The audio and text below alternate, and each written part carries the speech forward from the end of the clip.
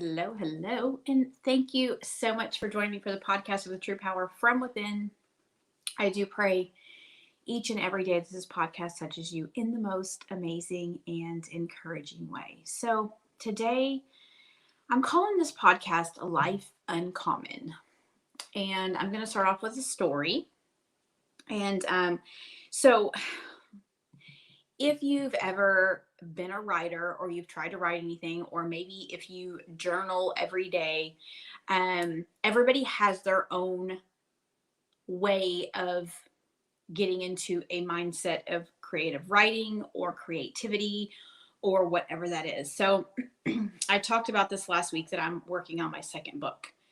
But the best time for me to write and be creative is in the morning when I am fresh, after I've had my prayer time and my meditation and my yoga, and I've listened to personal development, and it really gives me a sense of creativity. So I do most of my writing in the morning because I feel like that's when God is really pushing through me and giving me the words and the things that he wants to say, especially when you're talking about your own life.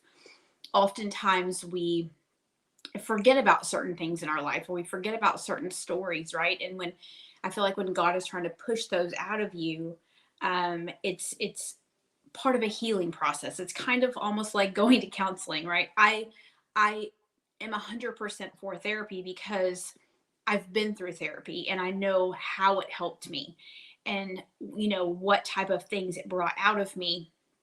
And so writing now is kind of a sense of therapy for me, getting my story, getting encouragement and empowerment. And my this book that I'm working on is about my journey with God, and how my journey has changed since I decided to give my life over to God.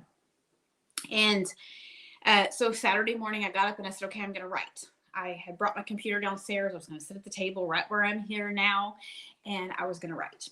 And I get a text message or a messenger message letting me know that my grandfather had passed away. And, it's not about him passing away because that's inevitable, right? He was getting older, it was coming, right? And so to me, I know in my heart that absent with the body is present with the Lord. Okay. So it's not even about my grandfather passing away. He was my last grandparent that was alive. So that's kind of rocked me a little bit. But in let me be as vulnerable and as transparent as I possibly can. I was angry. I was angry because you begin to heal from things in your life, right? And then things begin to pop up, right? Healing is a process, right? It's a process of every day being committed to constantly becoming, meaning constantly be healing, constantly becoming the person that you were created to be, constantly becoming in your relationship with God. It's about becoming, right? You don't just wake up one day and say, okay, I'm healed. Healing is a process. It's something that we all deal with in some form or fashion. And so, but I found out on Saturday that he had passed away, but he passed away on Wednesday. So I was angry because, again, I was very quickly reminded of where on the food chain I stood for the person who let me know. Right? I was not one of the first calls. I didn't get called at all. I got a message on Messenger.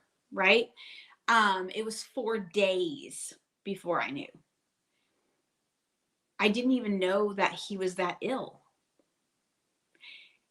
And part of that could be my fault, right? Because I don't keep in communication.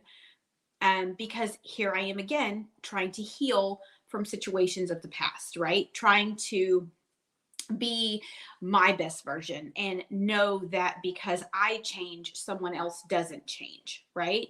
I have to be able to meet people where they are, because if not, my healing will cease, because I will be so wrapped up in why they didn't change and blaming everybody for everything instead of taking my own personal responsibility. So, of course, that shook my world. And I sat here and I cried and I was upset. And I think I was more angry than I was upset. And so I cried. And then I was like, okay, I'm going to try to write, because that was my whole intention of coming down here, right? With my computer, is to write. So I began to write. And, again, writing is a healing process, right? So I began to write, and I'm still upset and I'm still crying, and I'm saying, God, can you please, release this off of me so that I can be creative and write? And he very quickly reminded me of a song that I heard for the very first time in the midst of my addiction, in the midst of abuse, in the midst of everything. And the second I heard the song, I began to cry, and tears just ran down my face, because at that moment, I was wishing for the freedom that is talked about in the song. And if you are not familiar with the song, it's by Jewel, and it's called Life Uncommon. It's not a religious song, but it's a song of freedom. And I highly suggest that you get into a quiet place, and you, wherever that is, and you really listen to the song, because it's such a freeing song. But I listened to that song over the years, but I have not listened to it recently. And he very quickly reminded me of this song. So I turned it on and I was listening to it. And again, I began to cry, because the words speak so much truth in this particular song. It says not to lend your strength to those things that you wish to be free from. And how true is that in our lives, that we give our power over to the things that we are asking God to release us from, right? We pray, God, release this anger off me. God, please, I just want to forgive. God, please give me this change that I'm asking for. God, please remove the people from my life that are not for me. God, please, release anything out of my life that is not of you. But when situations occur that have to do with our past or present or trauma or pain or abuse or addiction or prison or whatever it is, we fall back into this state of giving our power back to the very thing that we have prayed for many years, or we have worked on healing for many years. We give our power back to that. And in the song, it says, we are tired and we are weary, but we aren't worn out. Think about those words for a moment. We are tired and we are weary, but we are not worn out. And then it says, set down the chains until only faith remains. Set down those chains. And when I listened to that song, the flowing of the writing just began. And I was just flowing and flowing and flowing with what I was writing. Not even about the death of my grandfather, not even about, the anger or whatever, but it was just God pushing some other things out of me. So I said, Lord, let me go to the scripture, right? And let me see where you're talking about releasing the bondage, releasing power for these things that we are trying to get out of, or that we want to heal from, right? And he brought me to Galatians chapter 5. And in my Bible, there's like a title, before each little the passages or whatever. And this one's called Keep Your Freedom. So Galatians 5:1 says, we have freedom now. Christ made us free. Stand strong, don't change and go back into slavery. So the things that we are praying to get out of, the things that we are praying to be free from, the things that we have allowed to have our power for so many years, and we've got into this healing, we've got into this sense of freedom, know that when these situations are going to come up, right? Something's going to bubble up. Something is going to remind you of these things. There's going to be a person or something.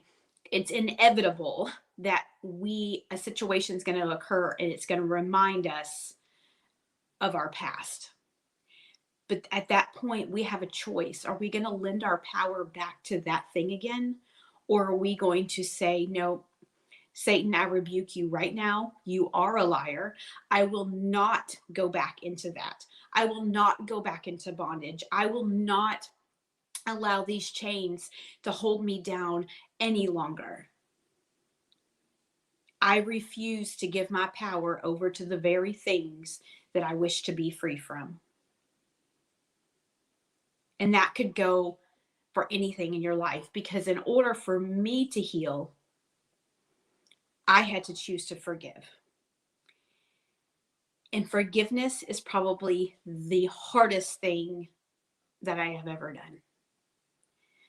But when you go into agreement with God that you're going to forgive, and that you're going to change your life, and that you're going to be committed to the healing process, or be committed to healing for purpose, right?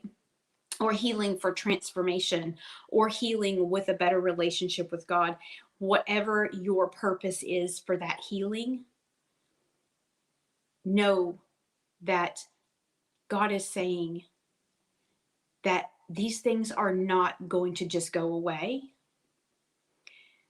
but that if you stay strong in his word, right, the freedom will remain.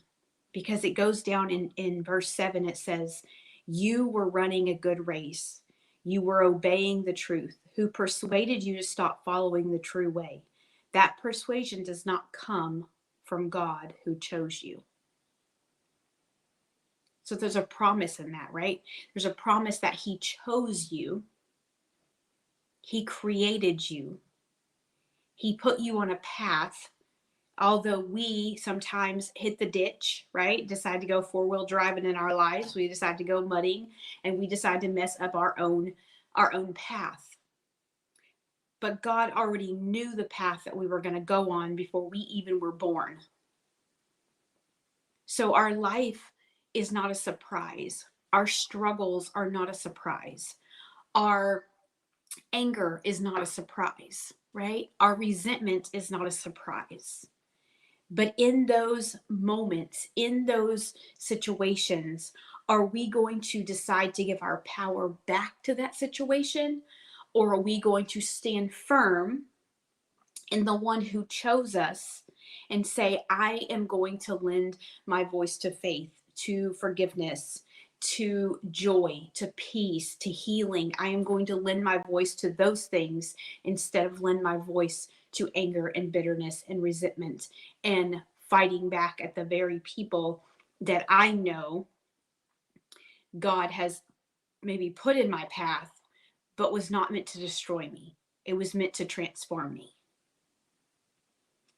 I think over the course of my life, the situations that I have been in have given me much more compassion for other people.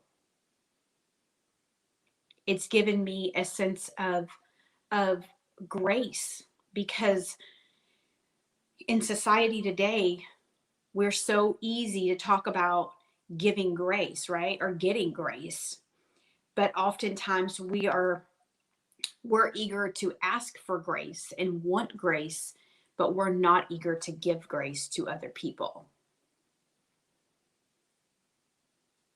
And that all comes with the healing, because I have to realize too, okay, so although I may be on the way down on the food chain, I may not matter, okay? Maybe they don't want me there. Whatever that is, I can't dwell on those things. And, my dad helped me realize that, which he did not know that, but he had called me later because I had sent him a message just letting him know that Pop had passed. And we got on the phone and we started talking. And we started reminiscing about Pop's life and how successful he was and all of the things that he did. And, we really started kind of going through that. And it really helped me process because I know that he lived a good life. I know that he was there for me when other people weren't there for me. I remember all the fun times, right? I remember all of these things, and I had to get myself grounded because that's what matters. The pain and the struggle and the hurt and the trauma and all of those other things, I made a commitment to myself that I'm not going to give my power to those things any longer. That I chose years ago to be healed, to get rid of the bitterness and the resentment and the anger and the things that come along with everything that happened in my past. And God says, I chose you. I chose you. And when I remembered this song, because I know that it was nothing but him that put it in my spirit, because I hadn't listened to it in a very long time. But the title, which is what I've named this podcast today, the title is true for me. That God chose for me a life uncommon. Your life is probably not common. I know my life is not common. My life is not like yours. It's not like my husband's. It's not like, my sisters. It's not like my friends. It's not like anybody's. Because God chose me to have a life uncommon. Meaning he chose me to walk the path, gave me the strength, gave me the healing, gave me the change that I so needed in my life. But in the same sense, he also gave me a purpose. He gave me compassion. He gave me grace. He gave me mercy. He showed me what it is that he has for me to do in this life and what my assignment is that he has given. And I'm still walking in that. I'm still trying to embrace that, right?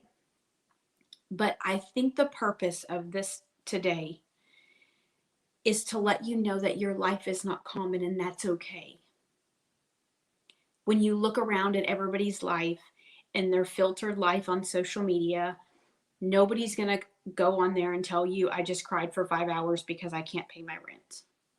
Nobody's going to go on there and be vulnerable and say, I just cried because, I felt like I couldn't get out of bed this morning. I cried because I don't know where my life is going.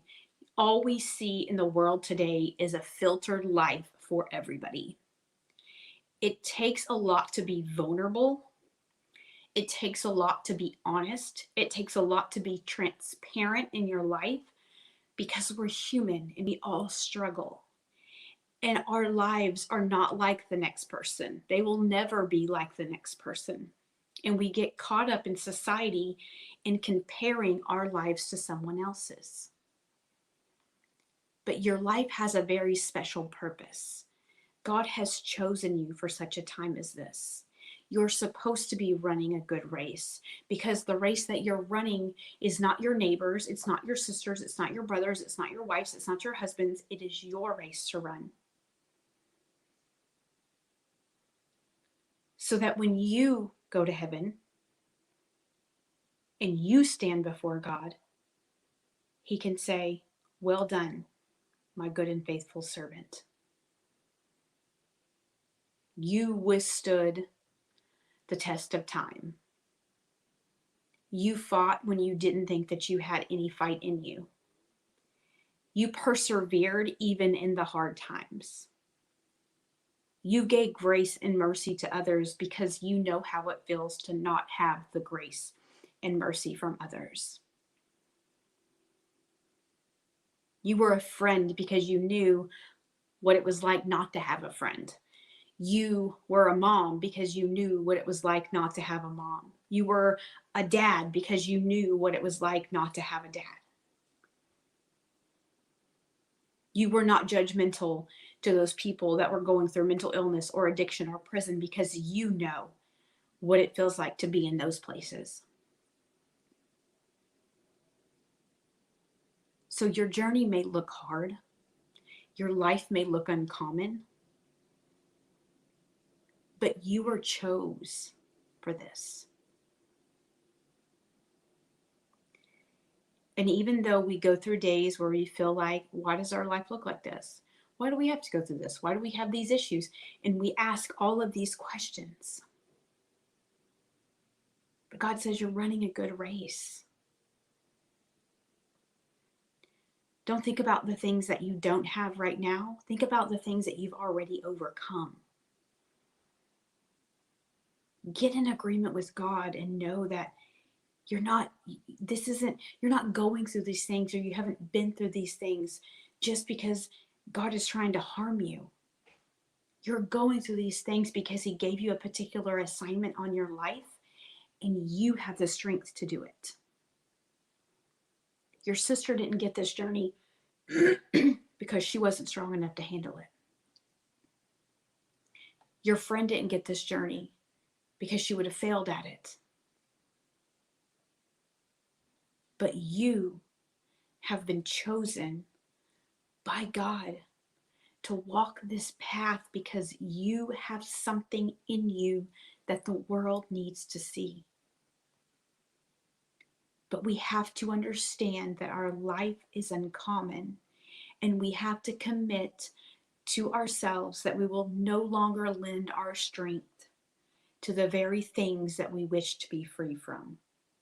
If you want to be free from anger, you cannot allow someone else's actions to put you in a place of anger.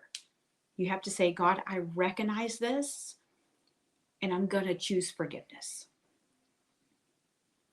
If you want God to bring you out of an addiction, you have to say, Lord, I'm going to give this to you because I'm not strong enough to do this on my own.